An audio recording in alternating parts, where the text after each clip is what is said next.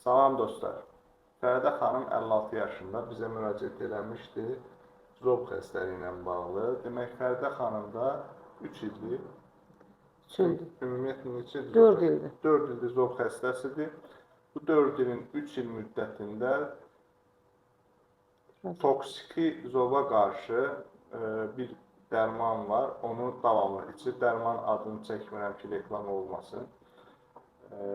O dərmanın 3 il ərzində davamlı olaraq içilmiş. Əslində isə bu dərmanın özünün bu qədər müddət davamlı içilməsi əlavə yan təsirlərə gətirib çıxardır. Ona görə toksiki zoblarda əgər 1 il müddətində müalicə edirsən və bu effekt vermirsə, müalicə dayanandan sonra zəhərli zobun təkrarlanması müşahidə olunursa il ərzində 3 dəfə, bu o deməkdir ki, artıq müalicəyə tabe olmayan zəhərli zoblar və o zoblarda həmin dərmanı 3 il müddətində və yaxud ömrünün axırına qədər sən iç demək doğru deyildir. Belə hallarda artıq əməliyyata üst tutmaq lazımdır. Biz dünənki tarixdə Fəridə xanıma total tiroidektomiya əməliyyat etmişik, bugün evə yola salırıq.